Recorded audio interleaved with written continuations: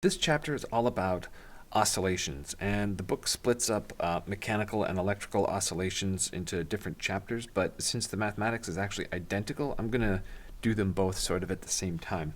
So here's the idea. Suppose we've got a spring, and there's a mass on the end of it, so mass m, and a spring constant of k, and we'll attach it to a wall and let it slide across the floor here.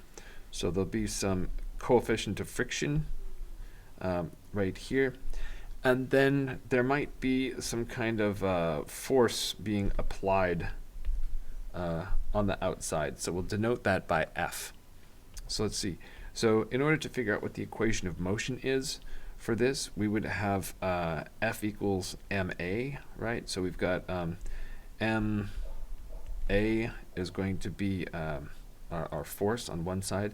And by the way, I should say that if this is the equilibrium position of the spring right here, then this displacement here is what x means, right? Okay.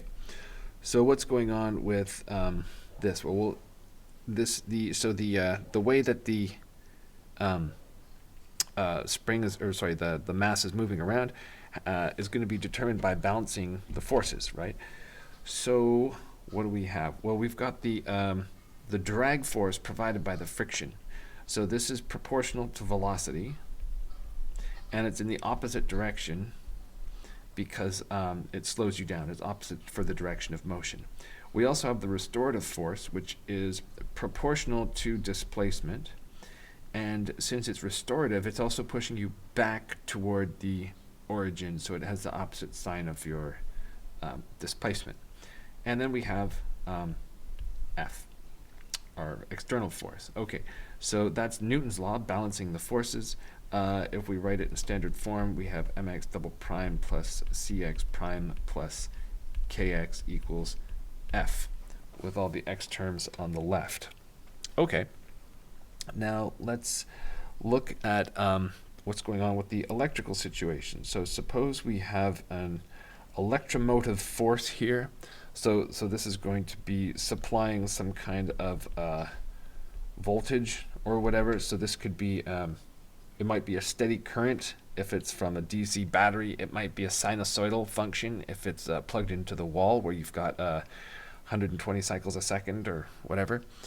And then let's see. So we're going to have in this circuit, there's going to be a resistor with resistance R, and there's going to be an inductor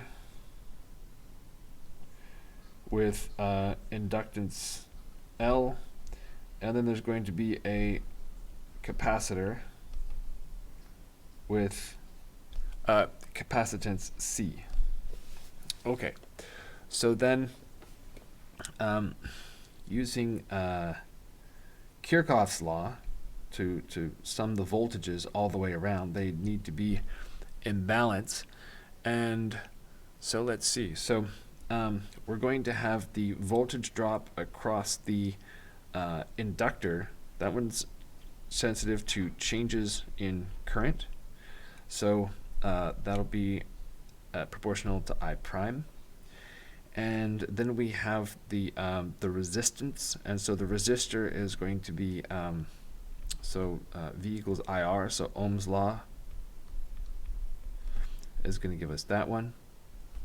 And then for the drop across the capacitor, turns out to be 1 over C times the amount of charge that's on the capacitor.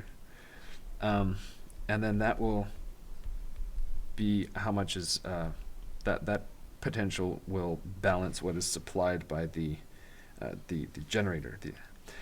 Now this one is a bit janky because we've got I's and Q's in the same equation, and nobody wants to have two different unknowns that they're looking for. But the derivative of the rate of change of the charge is actually the same thing as the current. So we just differentiate the whole equation.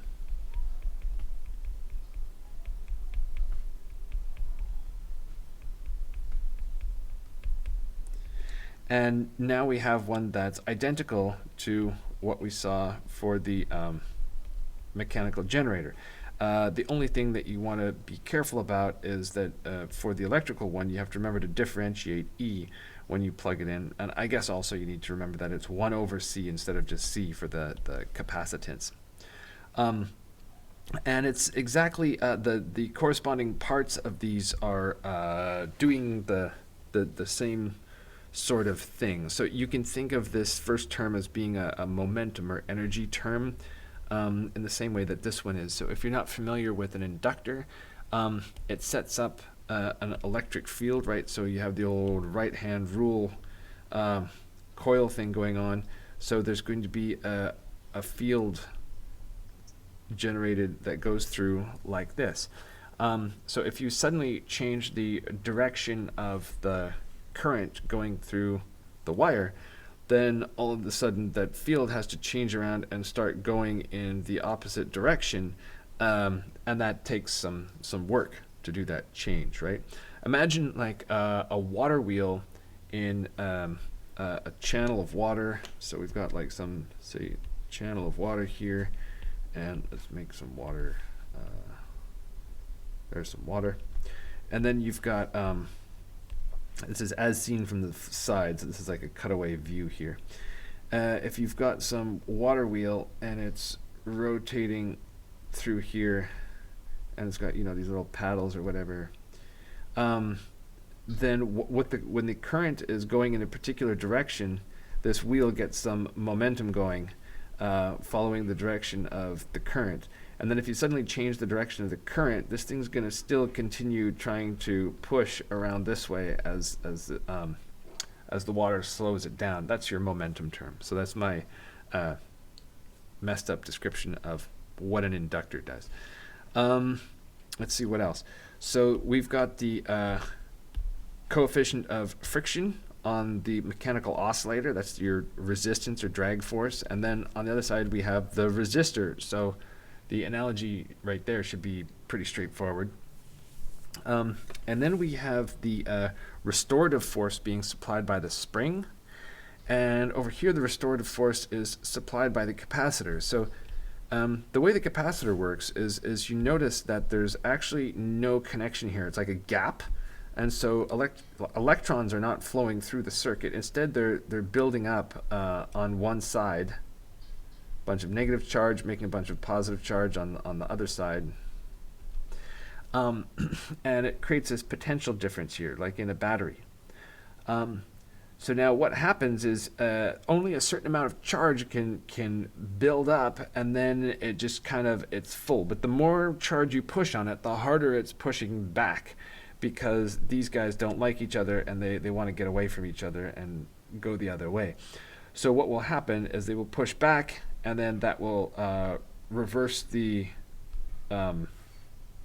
flow of the current going through the inductor, and the charge will come flinging through, and build up on the other side until it can't take anymore, and then it will bounce back, and that's how we get the oscillation effect. Okay. So anyway, so you see these two are physically quite parallel and mathematically identical. Okay. So I'll stick with using the mathematical notation, even though it applies equally well to both. And we'll look at the following categories. So we say that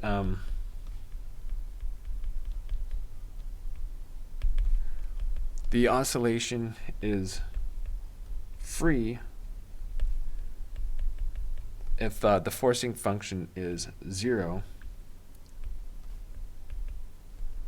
and forced if f is not the 0 function. We also say the oscillation is damped if c is positive, and then obviously undamped if it's 0.